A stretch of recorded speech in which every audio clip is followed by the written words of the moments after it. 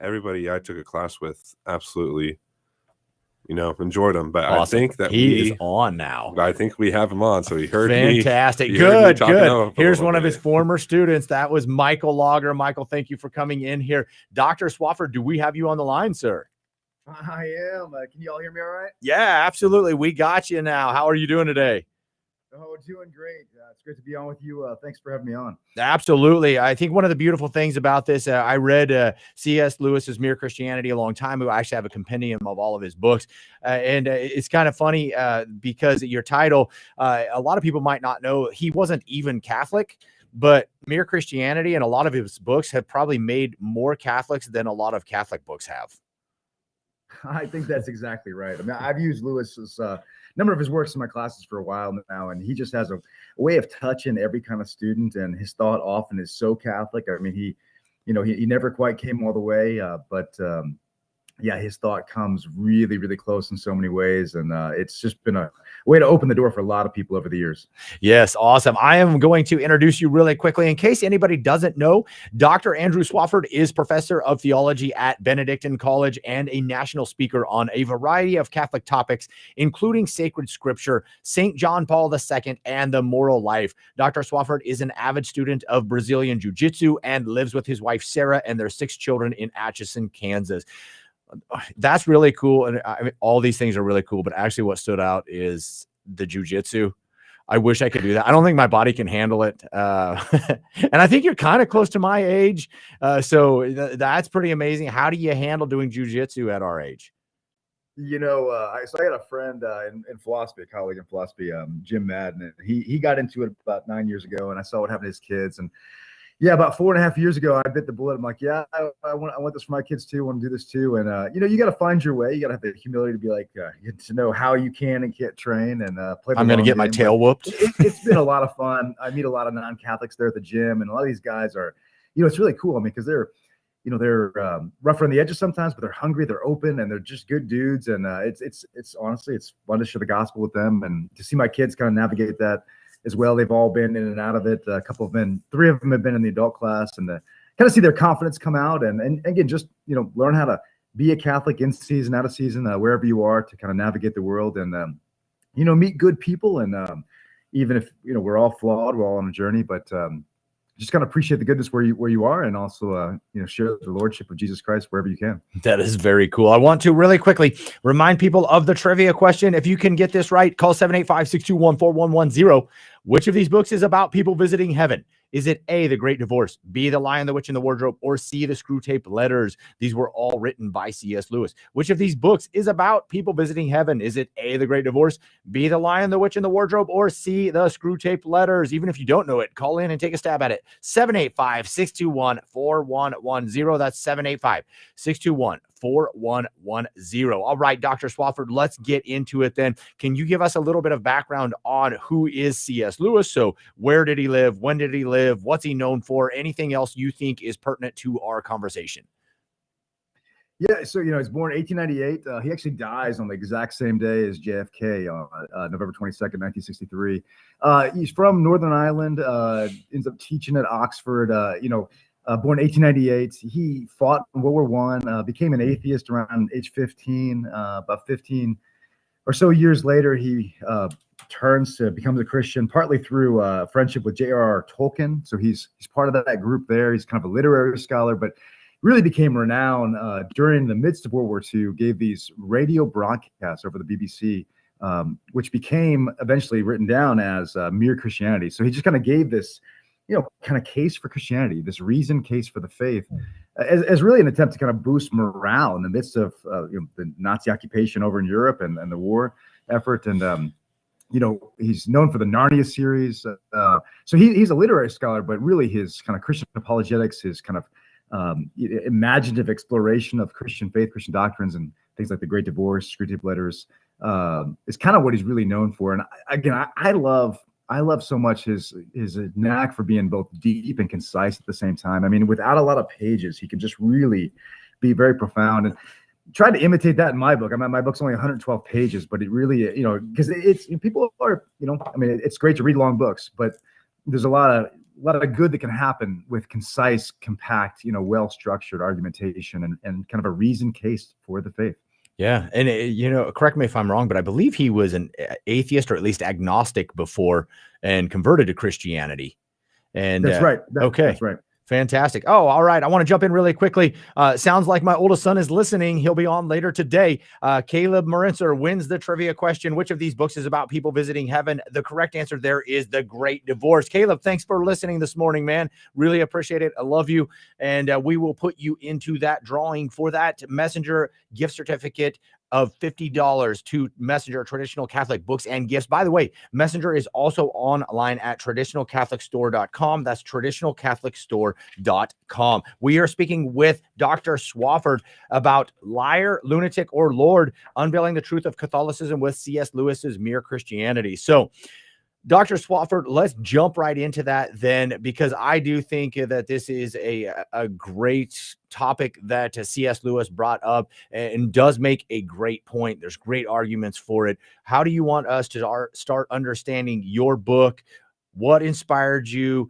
How long did it take to kind of research everything? All that good stuff. Yeah, no, thanks for the question. I mean, in some ways, this book is near and dear to my heart because I think I've been working on it for 15 plus years. In some ways, it's kind of the combination of my Gospels class, my moral life class. I've been using Lewis. The book, it's not so much about Mere Christianity per se, as it is using Mere Christianity as kind of a prompt to really engage the big questions of why God, why Jesus, why the church, why should I care, why the moral life. It kind of brings all that together. And it's very much at the heart, so I'm using Lewis. I'm using Lewis and his thought as kind of a guide, but also buttressing it where, modern objections kind of step in. So I've got chapters on God's existence, chapters on the moral life, chapters on, can you trust the Gospels? What about the resurrection? So those are things that Lewis never addresses. And then what's it all about? What is the Christian story all about? Lewis hints at things in terms of, I think for a lot of people today, Christianity is kind of just a moral and political system. It's like, well, it'll, just be a good neighbor. And I realized in high school, I'm like, gosh, Confucius could teach me that. I mean, if that's all it is, I mean, what difference does Jesus make? But the difference is much further. And Lewis goes there, that it's really about divinization. It's about sharing in divine life. It's not just about forgiveness and being a good Boy Scout or Girl Scout for Jesus, but it's about sharing in the triune life of God. And there's really a place for liturgy to enter into this life. And again, Lewis, not a Catholic, he hints at these things. So a lot of what I do is either buttressing what Lewis has done, defending it, shoring it up, but also taking it further, taking it in ways where he's kind of hinted, but really unpacking that trajectory and showing how really what Lewis is after unfolds in its most profound way in the fullness of Catholic life and faith. So what other type of research did you do? Because as you said, this is a 15-year project. So obviously you didn't just sit down, clack, clack, clack, clack, clack, type it out in 2 days. Oh, that sounds good. What did it look like in being able to produce this as a final work? Yeah, I mean, I found a lot of so I taught my first 5 years of Benedictine actually in the first year was only in the philosophy department, and then I taught half philosophy, half theology for the next 5 years. And then I came over full time in theology. So I've been able to kind of do a number of different things. And, I just kind of felt like different parts of me were coming out together in this book. I also had two of my colleagues read it before I sent it to the publisher. And they're two of my colleagues, God bless them, they're awesome. But devout Catholic men, but they are the best at being the skeptic, if that makes sense. So I wanted to run everything through them, show me what am I missing? Put your skeptic's hat on. And they really, combed it and gave me some good pushback in the right way. So it's kind of the fruit of an engagement with students over the years, engagement with fellow scholars over the years, conferences. And a number of different interests in terms of like historical Jesus. How can I trust the Gospels? Who is Jesus? Deep philosophical issues, philosophy and science, God and science, the moral life, virtue, and then kind of at the heart of what is Christianity all about? What is the Christian story about? And then running it through my colleagues. So it's kind of a collaborative effort in the end. I mean, that's how really good scholarship is done. You're getting pushback from students, you're getting pushback from colleagues, you're getting pushback at conferences, and then by the time you run through that ringer, you're more and more confident as to what you are presenting. So even though it's concise, as I said, 112 pages, there's some 20 plus pages of endnotes at the end, just because it's yeah, doing what I do in the class. But to get to that point, you have to have kind of gone through the ringer in a number of ways first. Yeah, that is completely understandable. So would you want to walk us through a little bit then, because you're obviously, I think, a good person to be able to do this for us. A lot of times we may, and not because of our own ignorance or anything like that on purpose, but we may just not really understand the historical background of the Gospels. And that really is a big thing. Would you be able to help us to understand then, as you said, well, can we trust the Gospels? So can we trust the Gospels as, historical documents, or are they just fanciful and there was this guy Jesus and people just kind of filled in the rest of the stuff? Yeah, I mean, so in some ways, one of the things, I guess, to preface this, I draw from Augustine. I teach Augustine quite a bit, especially his Confessions. And at the end of book 5 in his Confessions, Augustine has this wayward journey. I mean, he's such a modern man. I mean, really struggling with lust and kind of prestige and honor and vanity and trying to chase the ways of the world. And he falls away from his faith. He's a Manichaean for 9 years, which is really his effort to be, quote, spiritual but not religious. And then eventually he comes across Ambrose, and Ambrose in Milan, St. Ambrose, really answers his objections, removes his objections. And Augustine has this line. He says, at that point, I found a Catholic faith unbeaten, but not yet victorious. Like my questions had been answered, but I wasn't ready to change my life yet. So on the one hand, I think we can make an exquisitely reasoned case for the faith.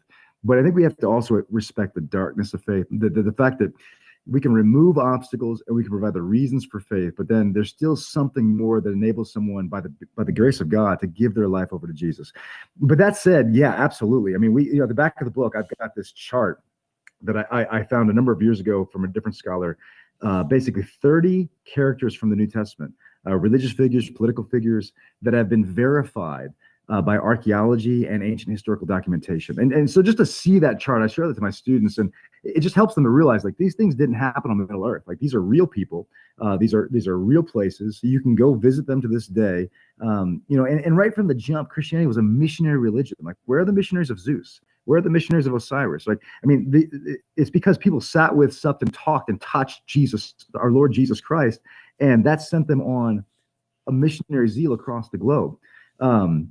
And so I think another angle that I think is very, very fruitful that has been developed in the last 30, 40, 50 years, especially with the discovery of the Dead Sea Scrolls, is the Jewish context of Jesus, of the New Testament, and really understanding the Jewish context in a way that just was so enriched by those documents are contemporaneous with Jesus and with the New Testament, and just really a window into that world. And so the real Jesus has to be the bridge coming out of this Jewish context that also makes sense of this rise of Christianity. So the real Jesus has to be intelligible in his Jewish background, but also discontinuous enough to be the source, the font from which this whole new offshoot comes. And just to maybe give an example with like the resurrection, you have some Jewish groups who believe in resurrection, like the Pharisees, for example, but they believe in a general resurrection at the end of time of all the just. What they never saw coming was a resurrection of the Messiah in the middle of time. So you have this like surprising, though intelligible, fulfillment of the Jewish story. And I trace that with the divinity of Jesus, the resurrection of Jesus, but also with the founding of the church. Because when you realize that there was a number of kind of hopes and expectations, I'm giving you a lot here, but no, that's the fine. Exodus is that the Exodus is like the paradigm of salvation, biblical story, like this bondage in Egypt, this deliverance from Egypt. Pharaoh becomes an image of Satan, image of the evil one. We're in bondage. We need redemption. But so many people think of the Exodus as simply about political liberation. But when you dig deeper, and many ancient Jews saw this, the Exodus culminates in worship, in liturgical communion with God. And so many Jewish groups were actually hoping, you can see this in the scriptures in Isaiah 25, for example, hoping for this messianic banquet meal in the very presence of God. In Isaiah, this meal is marked by wine and it overcomes sin and death. And so all of a sudden you're like, oh my gosh, are you kidding me? That there was a expectation not just of an earthly kingdom, but a liturgical consummation of the new age. And so the way I phrase it with my students often is, how does Jesus tap into and transcend the hopes and expectations of his day. When you know the expectations, his words pop a little louder. Now, you can never bury Jesus in his own day. He's the God man. But how does he tap into and transcend? So in all these ways, and I have sections on the dating of the Gospels and the authorship of the Gospels, and all these ways where you can see it is eminently reasonable to see that the apostles, either the apostles themselves or their very close collaborators and disciples, are behind the Gospels. And so in a real way, when I joke with students, I'm like, students who've had me for 3 or 4 classes, like, y'all can finish my sentences. And they kind of, the ones who have had me that many times, they start laughing. And I'm like, imagine traveling the country with your favorite professor or speaker and watching them give the same like intro lecture again and again and again. Do you think you'd remember something? And the thing is, like, the disciples, the word disciple, mathetes, means student. And this isn't like go 3 times a week to a 50-minute lecture. This is like go live with the rabbi. This is go like receive his teaching, his life, his way of life, everything he is. That's what sacred tradition is. And imagine like going across the country with your favorite teacher, professor, speaker for 3 years. And imagine that speaker, professor sending you out to deliver the message yourself. Like, once you start like thinking of it this way, it's like, how could they not remember the substance of what their Lord Jesus said and did and taught? And all of a sudden it becomes so eminently reasonable when you put the Gospels in context and understand what they are, that of course we can trust the Gospels. And at the same time, I will add, and I do this in the book, I mean, I think there's a sense in which it's the Gospels and the church both or neither. Because yes, we can make deep historical argumentation for the Gospels, absolutely. But at the end of the day, it's the sacred tradition. It's the ecclesial church. It's the liturgical community gathered in worship of the risen Jesus at the Eucharist. That's what carries the Gospels to us. So we can make the arguments based on the text, yes. But I think at a deep level, as Catholics especially, we're in a much better position to understand this because the tradition carries the text to us. It's the veracity of the church. Jesus didn't just give us a book. He gave us a church that carries these sacred texts to us. And those texts are meant to be read in the context of the sacred liturgy. Yeah, I would just throw out there really quickly, Dr. Swafford, when you mentioned Jesus as the fulfillment of the Jewish expectations, at least depending on which group you're talking about. Dr. Brant Petrie does a lot of good work on that. He does a lot of the Jesus and the Jewish roots of, and then insert a title. And so if anybody's curious, look some of that up and you'll understand exactly what Dr. Swafford is talking about there. I wanted to thank. Yeah, no, for sure. I've known Brant for a while, and he does excellent work. And he and I've had many of these conversations. Absolutely, I'd recommend everything he's written. Fantastic. I want to thank an anonymous donor who pledges $5,000, and with our matching funds, that becomes a $10,000 pledge. So thank you so very much to that anonymous donor. That probably brings us down to around $13,000 in matching funds. If you can help us out today like that anonymous donor did, call 785-621-4110. That's 785-621-4110. Also hold the line because we're going to do another question here in a few minutes, but we want to get back to Dr. Andrew Swafford. All right, Dr. Swafford, we've had a great conversation so far, but also I realize that we haven't even broken into what is Mere Christianity. You know, what is this book that we're supposed to be talking about? We talked about C.S. Lewis and things like that, but why did he write it? Who was it written for? And anything else you can give us insight into understanding it better? Yeah, what he means by mere is like the core, right? The core that and this is where Lewis, like, again, though not a Catholic, he likes to kind of hover in that kind of what's at the heart of the Christian story that all Christians tend to agree on. So the kind of core of the heart. Yeah, and so that's the book, and my book kind of like his. It's got a long moral section. I mean, Lewis has got some great stuff on virtue, how virtue really brings about happiness, and how what we can glean from the best of natural reason, the likes of Aristotle and company, it just gets subsumed into the Christian story. But then Lewis is famous, is where the title comes from, where he often called his Lord, Liar, Lunatic argument that Jesus claimed to be God. He did things where he spoke, he acted in such a way that he's claiming the prerogatives in a Jewish context of the Lord himself. And so he's either who he claims to be, Lord himself, or he's a liar, or he's a lunatic. He can't just be a good man. He can't just be a good moral teacher. And Lewis is alive to that objection, that position. And I think it's coming back today that, oh yeah, Jesus is a significant historical figure, but you kind of keep him at a distance. He's not really Lord of my life. But Jesus, as Lewis puts it, he didn't really give us that option. He really forces a yes or a no. upon us because of who, Jesus says, I am the way, the truth, and the life. He's not like, it's not like other religious figures was like, here's the way I found. Here's the path I found. It's like, no, I am the way. There's no salvation except through Jesus Christ. Yeah, that is fantastic. Thank you for giving us some insight into that. So maybe if we break into a little bit of, do you have, obviously the whole book is good, but are there favorite pieces that come out of it, especially when you're talking about this liar, lunatic, or Lord? Could you help us to break that down a little bit? Because I agree. I think it's a fantastic explanation or understanding of why it would make sense that we can hold to Christ being the Lord. There are some people who have pushed back on it, and maybe you cover that in your book also. So if you want to talk about any of those pieces. Well, it's kind of the historical piece. The modern objection is Jesus didn't claim that. So the modern objection is, well, there's a fourth option, legend. So that's why I have this middle section of the book kind of shoring up the historicity of Jesus's actual claims of claiming to be the Lord, claim to be God.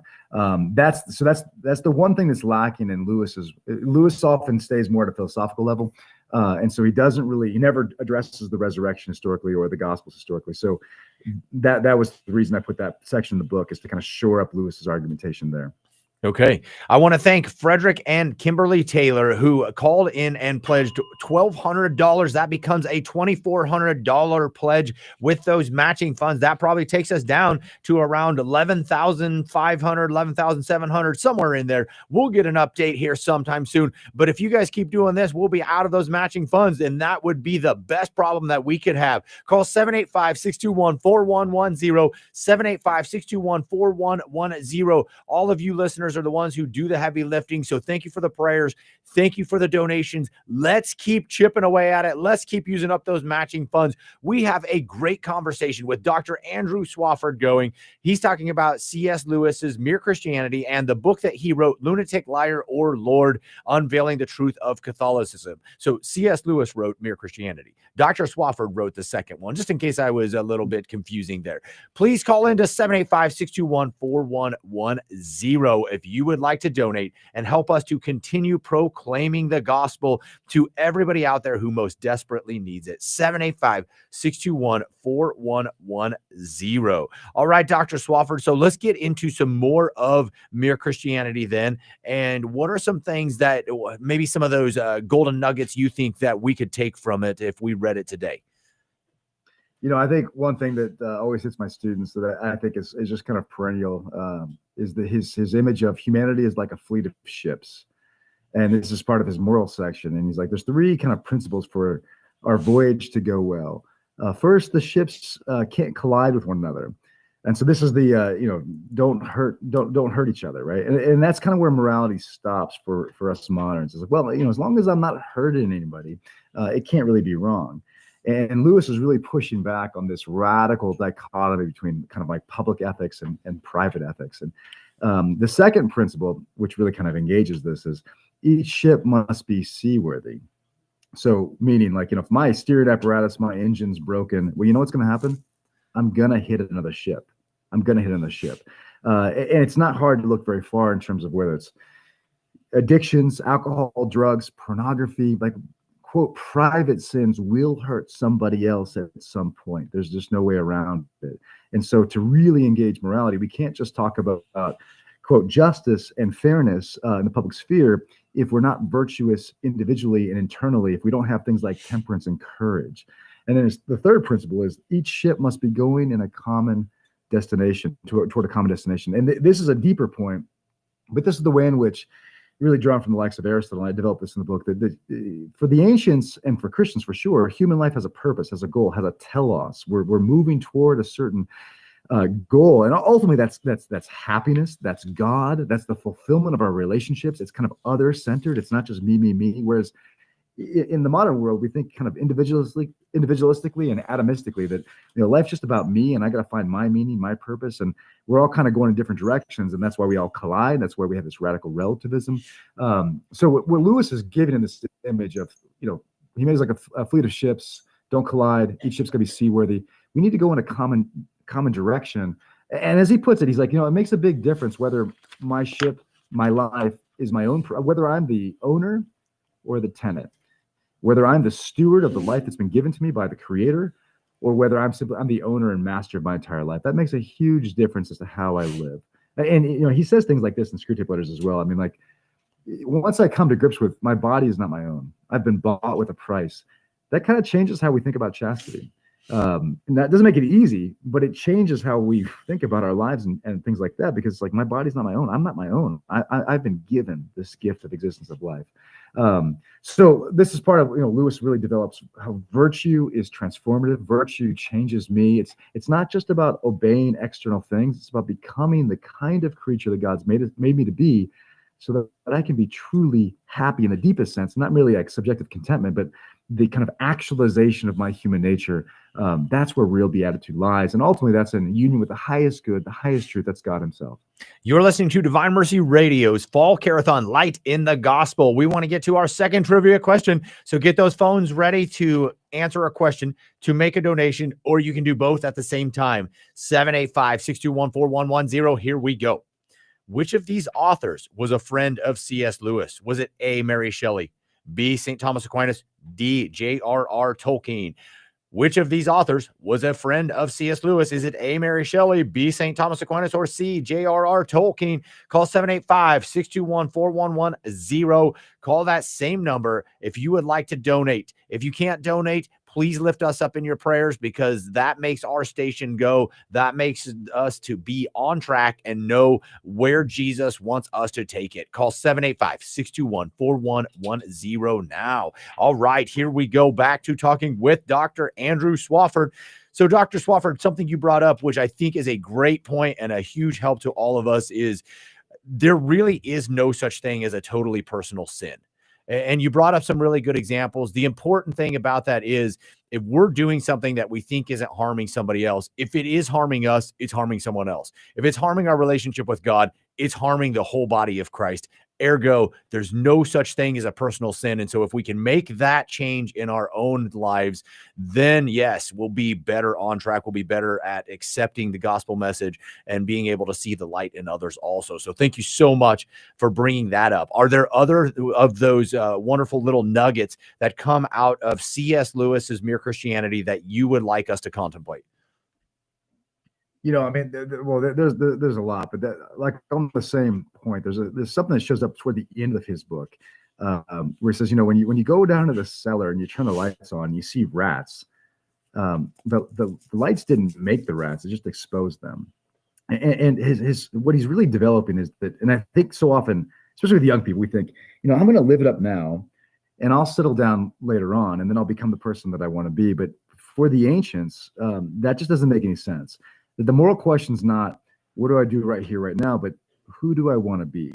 Because I'm actually becoming a certain kind of person in the process. And every decision I make, I'm actually modifying my very self. And so, like you said, the private sins, I'm actually wounding myself. And at the end of the day, sin makes you sad. Sin brings misery. It might have an allurement initially, but it enslaves. It traps us. It traps us in the black hole of our own egos. And so virtue frees us to turn outward for love of God, love of neighbor. It's self-mastery that makes possible self-gift. And so if we want the freedom to love, the freedom to fulfill our relationships, to be the husband, the father, the wife, the mother, the friend, etc., that we actually long to be, virtue is the critical training ground for that. And so this is where I try to show in the book, and Lewis does as well, the kind of connection between the classical tradition of people like Aristotle and Plato and Christianity, and that Jesus takes it even further. That Jesus reveals not only God to us, but he reveals what it means to be human. And so my biggest plea to especially young people, but really all of us, I mean, it's like we want to separate who we are from what we do. And there's we're all going to fall off the rails. We're all going we have to come back to the throne of mercy. God loves us. God doesn't get tired of forgiving us. We get tired of asking. But there's a deep sense in which I'm actually becoming a certain kind of person in the process. And to say otherwise, I mean, how often do you hear like, hey, deep down, I'm a good guy, despite what I did last week. Hey, oh, I know, but deep down. And it's like, well, at some point, it's like, hey, deep down, I'm a great pitcher. I just never throw strikes. It's like, it doesn't work like that, because every pitch I throw with poor mechanics makes it more likely I'll throw poor mechanics the next time and the next time. And I'm actually becoming a certain kind of pitcher along the way. And so the journey of virtue is a journey toward happiness.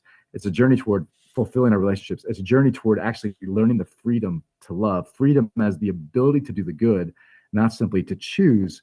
And I developed, Lewis puts it this way: it's like, anybody can hit a lucky shot. A good player is consistent, is reliable. And that's the hallmark of virtue. When you think about like learning a musical instrument or a foreign language or any kind of athletic skill that's at first clumsy and awkward, but with time and discipline and practice becomes more and more fluid. Like these are trademarks of a deeper freedom for excellence, a deeper freedom that only virtue and the gift of the Spirit Jesus Christ can bring. That is a really wonderful point. As you're speaking, something that really just kind of the flashing light in my brain as you brought it up is we can all make excuses for our sins if we want to. So the point that you are making is, we've probably heard people who have said, well, it's not like they're out there murdering somebody. And I'm always like, oh, great. So that's the new bar, that you're not murdering somebody. Like, good job for not doing that. But if that's the moral high bar, that's pretty terrible. Or maybe they dumb it down a little bit and they're like, well, it's not like they're out there doing drugs. Like, okay, great. Because most people understand that that's not a great thing to do. And so every single one of us could take that path and look at something that we're not struggling with and be like, well, I'm actually a pretty decent person because I'm not doing that. And I'm not saying we should look at ourselves, and I know you're not saying that either, and be like, oh, I'm just a disgusting human being. But we also can't lower the moral bar to our own standards. We need to let Jesus be that bar. So I thank you so much for bringing that up. I want to congratulate Jacqueline Brown. She's our trivia winner. The question was, which of these authors was a friend of C.S. Lewis? And that is Tolkien. So Tolkien's the one who wrote The Hobbit. He wrote The Lord of the Rings. He wrote many other books too. And they're great, wonderful books to pour over. So just a side note, go read them. All right. We are talking with Dr. Andrew Swafford here on our Fall Carathon Light in the Darkness. If you would like to donate, please call us at 785-621-4110. Let's use the matching funds. If you're just now tuning in, those matching funds were given to us so that when you donate, your donation automatically becomes doubled. Yes, you heard that right. You get to use somebody else's money for free. Call 785-621-4110. Back to talking with Dr. Andrew Swafford. So Dr. Swafford, how influential has Mere Christianity been then on the world, and what ways do you see the thought-provokingness coming out of it? Well, kind of, what you were saying last time, just about excuses and rationalization really tipped me off. I mean, Lewis, in some ways, he's a modern man and like knows how to argue and discuss and reason, engage moderns. And so, like, for example, when he talks about God's existence, and there's great arguments from causality and intelligibility and design. And I discuss these in the book in terms of, where did everything come from? And I mean, why is science even possible? It's possible because reality is ordered, right? There's an order built in. The scientist doesn't invent the laws of nature, but discovers them. And so that's already pointing to the divine mind behind all things. But the kind of arguments he was really most fond of were the ones that really draw from the human experience. And he's like, just think about your experience with the moral life, right? So why make excuses? Why make rationalizations? It's because we know there's actually a moral truth of the matter. There's a moral fact of the matter. There's actually moral truth, and I don't want to feel like I'm not living up to it. So I make these rationalizations because I want to show why, well, my circumstances are different, and I'm actually really living in accordance with the moral truth of the universe. And Lewis is going to push and say, where is that moral truth located? I mean, if things are really true and false and right and wrong, if there's really a moral law, is there a moral law giver? Why give such authority to conscience if it's just a social construct?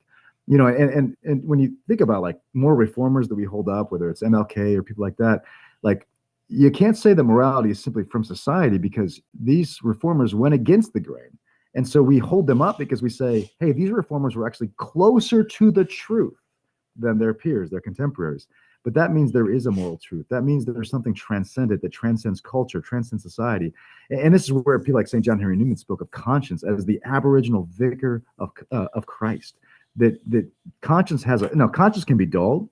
We can numb it. The first time you do something like, oh, I can't believe I did that. That the next time is a little easier. So conscience needs to be formed. But there's something there that really is the voice of God. And Lewis really draws this out, that both our desire and our moral experience points to God as the creator of all things. So, and he's really kind of pushing us moderns to say, you can't make sense of your experience of the world unless you acknowledge that God is real and God calls you to a moral law, and we've all fallen short, and that's where he wants to bring you. It's like, that's why we need Jesus. Yeah, kind of a quick side note for you then, because I imagine you cover this heavily too, and you've had lots of conversations on it. I know when I taught I did. Do you want us to talk a little bit about moral relativism? Because that's what we're speaking about, is either understanding that there is moral truth or nothing really matters. And so would you want to speak to that point a little bit, and understanding and how you can get people to understand that there is a moral truth out there? Yeah, and I mean, this is where our culture's been at for a long time. And I quote an atheist named Alex Rosenberg, just because I think people say that, but they don't really engage the full breadth of what they're actually saying. Yeah. And you have some living atheists that'll actually be consistent, go all the way through. And I've got some extended quotes from Rosenberg, basically saying, like, there is no moral fact of the matter. All you can say is what we like. And this is sometimes called emotivism, where when you make statements like abortion is wrong, murder is wrong, rape is wrong, all you really mean is I have bad feelings about rape, abortion, murder, but there's no fact of the matter. And what's behind this is, the only thing that's true and false is what you can measure, what you can put in a chemistry experiment, what you can put in a test tube.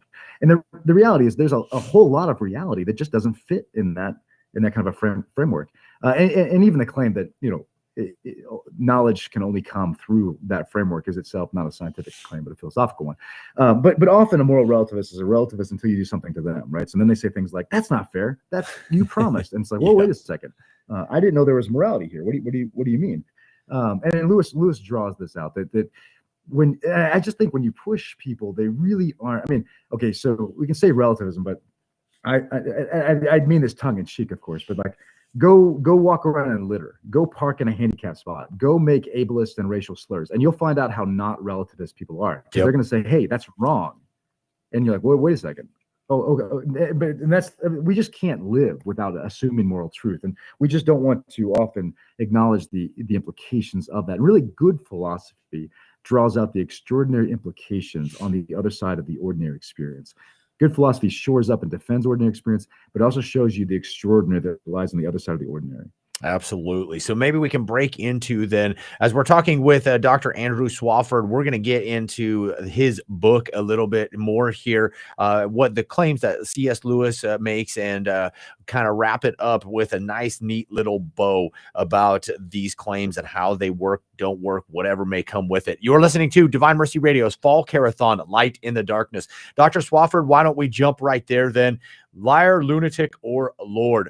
What are these central claims? We talked about it a little bit earlier, but can we go deeper into why Lewis says this is such an important thing to really look into? Yeah, I mean, I think the people who want to say Christianity is just like a moral system to kind of be a good neighbor, that Christianity would make us like better neighbors, are also the people often that want to say Jesus is just a good moral teacher. Whereas once you see that Jesus is the God-man, you realize the Christian story is not about, just as I said earlier, being a good Boy Scout or Girl Scout for Jesus, but it's about sharing in divine life.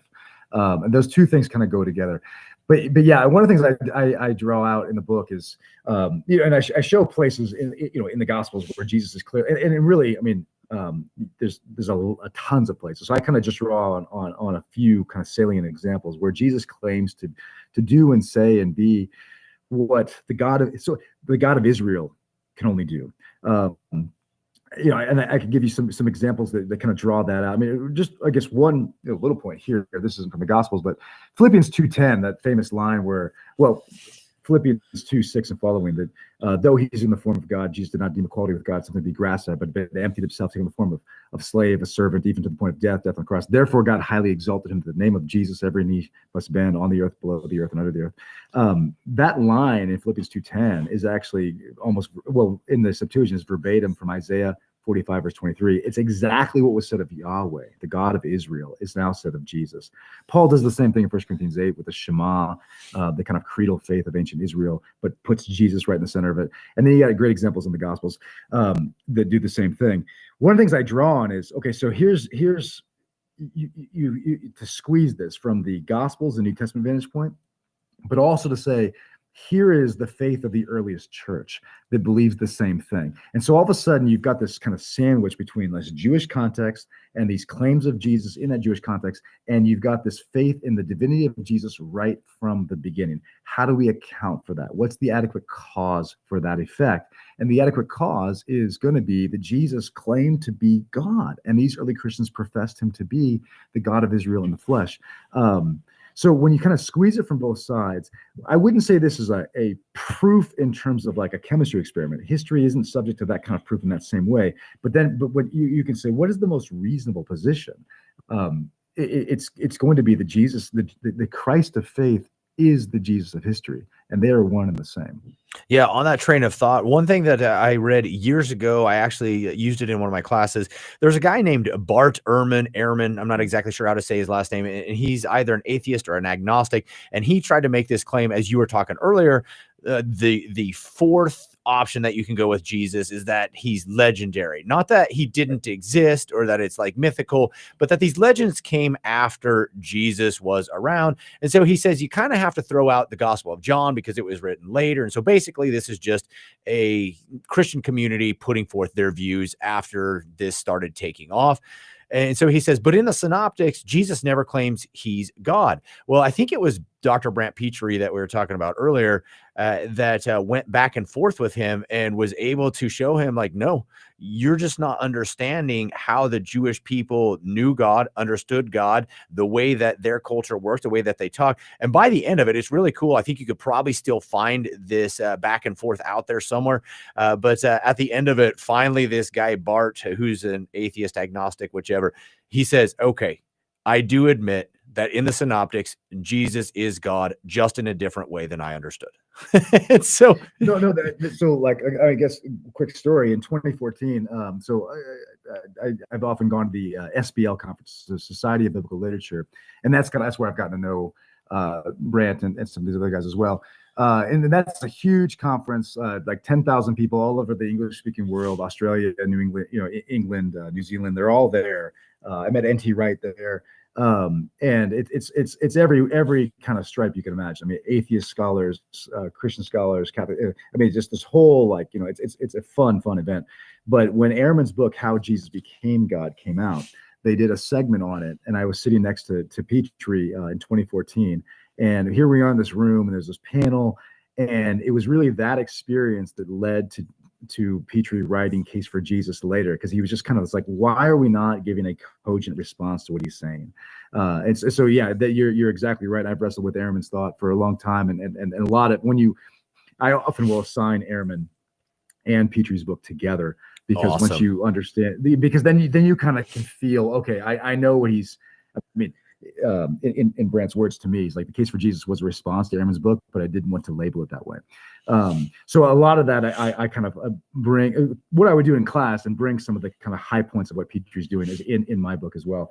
But yeah, I fundamentally, and the way Petrie put it, he's exactly right, is Jesus absolutely claimed to be God, but he did so in a Jewish way. Yep. So once you understand the Jewish backdrop, you understand the claims much more significantly. So like, just to give you one example, I mean, when Jesus says that he is a greater than the temple in Matthew 12, it's like a greater than the temple. I mean, the temple is where God was. What could possibly be greater than the temple other than God himself? And it's like, that's exactly the point. And something that I do just spiritually is like, because Peter's exactly right. I mean, to claim things like a greater than the temple, Lord of the Sabbath, and those are just little examples. You can't understand this as a first century Jew. This is why, like Rabbi Jacob Neusner, once said, I finally realized that what Jesus is claiming, only God could demand of me. And it's like, that's what it looks like from Jewish eyes. And that's why it's important to kind of read the Gospels from Jewish eyes. We can't stop there, but it'll make things stand out that might not stand out otherwise. Whenever I receive the Blessed Sacrament, I walk up to receive Jesus.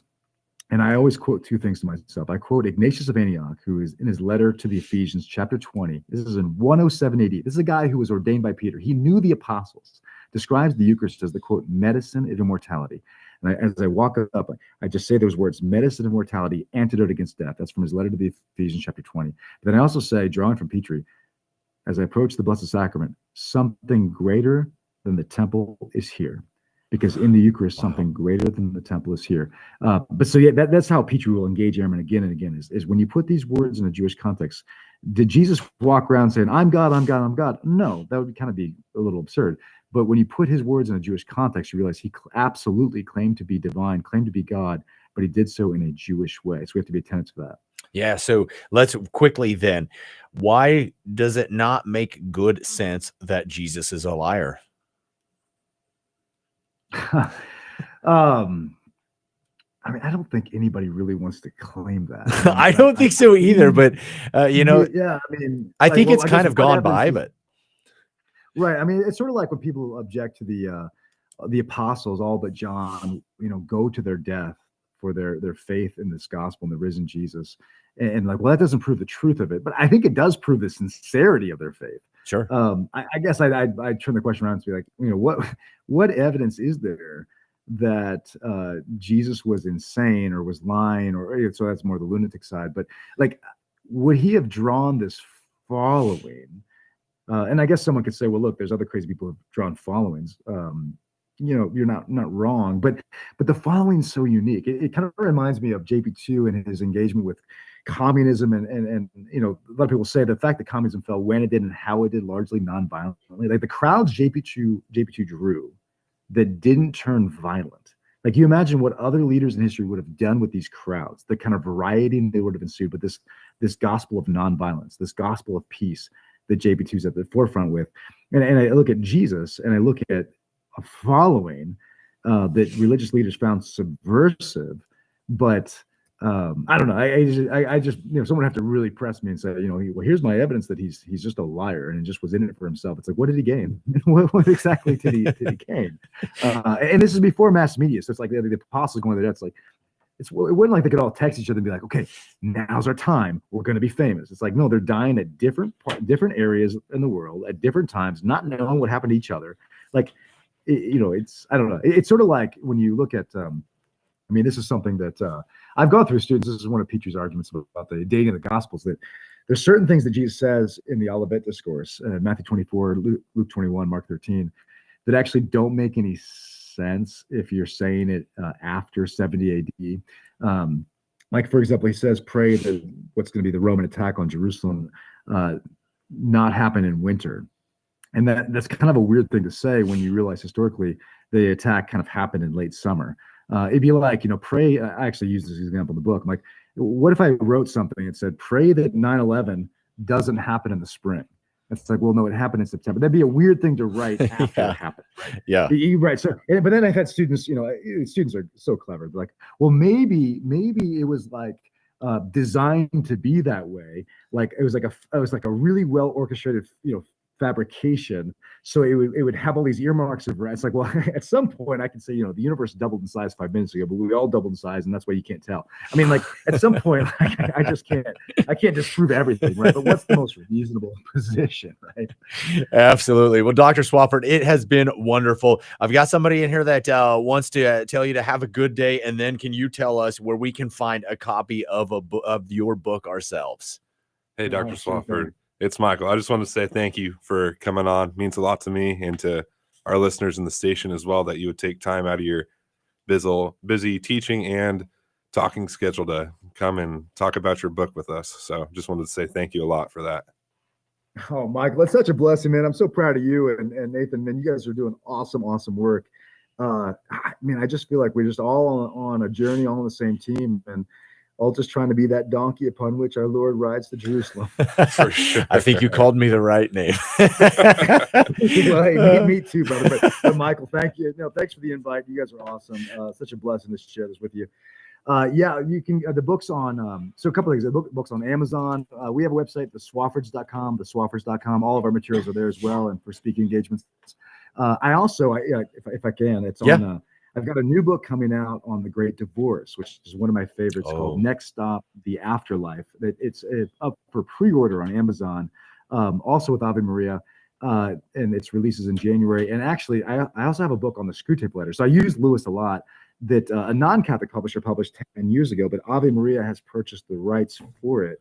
So they're going to kind of, have all three of them together eventually on the Screw Tape Letters, Great Divorce, and Mere Christianity.